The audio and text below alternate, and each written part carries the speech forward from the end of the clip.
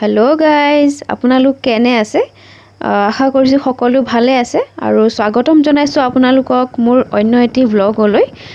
যিহেতু এইকেইদিন খুব বেছি গৰম বা ৰ'দ পৰিছে আৰু তেনেকৈ ক'তো যোৱা হোৱা নাই, কিন্তু আজি আপোনালোকক মই কিছু অংশ দেখুৱাবলৈ ওলাইছোঁ আমাৰ গাঁৱৰে একেবাৰে কাষতে থকা এখন ফিল্ডৰ, লগতে আমাৰ যিটো কাষতে আছে ষ্টেচন, আমাৰ গাঁৱৰ যিটো পৰিৱেশ যিমান পাৰোঁ দেখুৱাবলৈ মই চেষ্টা কৰিম আৰু আশা কৰিছোঁ ভিডিঅ'টো চাই আপোনালোকে নিশ্চয় ভাল পাব, গতিকে চাই থাকিব শেষলৈকে। আমি আহি এতিয়া উপস্থিত হৈছোঁহি ঠাকুৰবাৰী ক্লাবৰ একেবাৰে সন্মুখত, যিটো ৰাস্তাইদি সোমাই যায় ফিল্ডখনলৈ। আৰু এইটো ঘৰ আপোনালোকে দেখা পাইছে, এইটো ধনীৰাম খোছলা স্মৃতি ভৱন।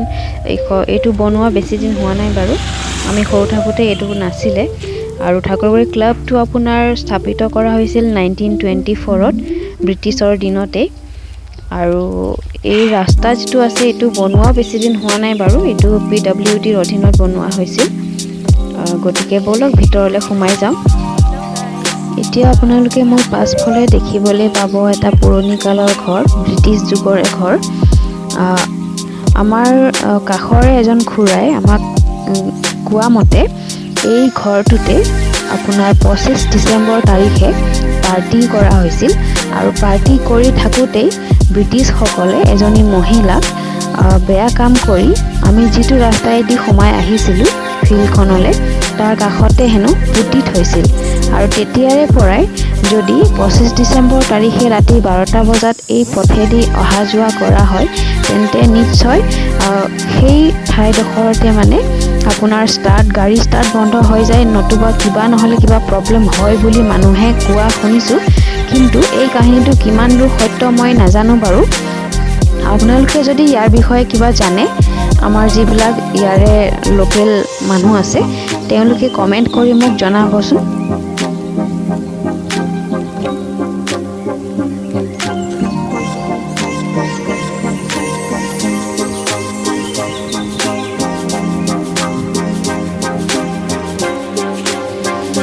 আমি চেষ্টা কৰিছিলোঁ এই বেংলোটোৰ ভিতৰত সোমাবলৈ, কিন্তু চকীদাৰজনে আহি আমাক জনালে যে ভিতৰত বোলে চাহাবৰ কিবা কনফাৰেঞ্চ চলি আছে, সেইবাবে তাৰ ভিতৰলৈ যাবলৈ দিয়া আমাক নহ'ল।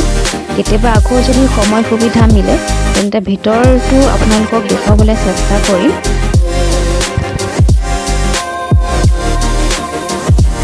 ইয়াৰ পৰা আপোনালোকক দেখুৱাবলৈ চেষ্টা কৰিছোঁ 5:30 যিখন ডেকা গাঁৱৰ পৰা আপোনাৰ ৰঙাপৰালৈ ট্ৰেইন আহে, সেই ট্ৰেইনখন ক্ৰছ কৰিছে এইমাত্ৰ।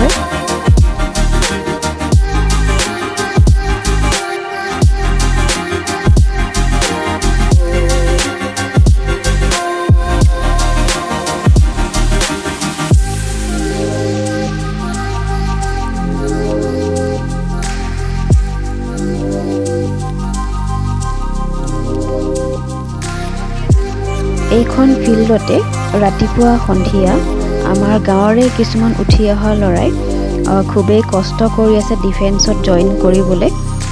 আশা কৰিছোঁ তেওঁলোকৰ আশা পূৰ্ণ কৰক ভগৱানে, তেওঁলোকৰ কষ্টৰ ফল যাতে পাওক অতি সোনকালেই। এতিয়া আমি ফিল্ডৰ পৰা ওলাই আহি আছোঁ।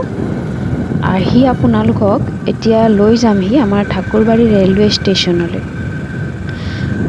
আমি যেতিয়া সৰু আছিলোঁ তেতিয়া এই বিলখন যে আপোনালোকে দেখা পাইছে, ইয়াত বহুত ধুনীয়াকৈ পদুম ফুল ফুলি থাকে আৰু আমি পদুম ফুল লৈ গৈছিলোঁ ঘৰলৈ।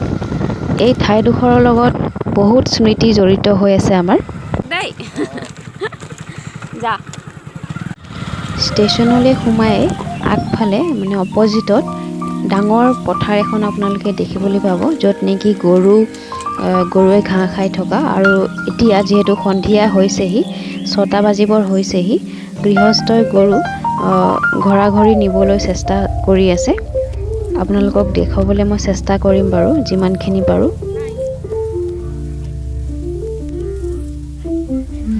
সেয়া আমাৰ টিকলুটোৱে আইতাকৰ লগত এক্সাৰচাইজ কৰি আছে।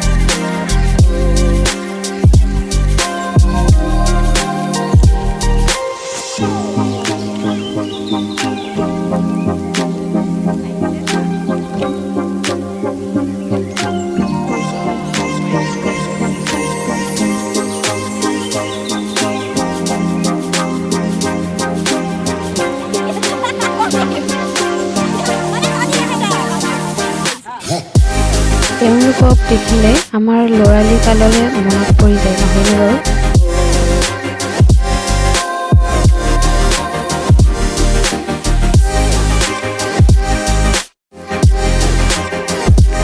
আমি যিহেতু গাঁৱলীয়া মানুহ, গাঁৱৰ কিছু পৰিৱেশ আপোনালোকক দেখাবলৈ চেষ্টা কৰিলোঁ।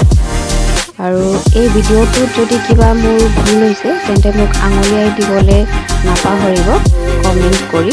আৰু ভিডিঅ'টো যদি ভাল পালে চাই তেন্তে লাইক, কমেণ্ট আৰু শ্বেয়াৰ কৰিব। আৰু যদি চেনেলটো ছাবস্ক্ৰাইব কৰা নাই তেন্তে প্লিজ ছাবস্ক্ৰাইবটো কৰি দিব। নেক্সট আমি ব্লগত লগ পাম, তেতিয়ালৈকে ভালে থাকক, সুস্থ থাকক। Bye bye.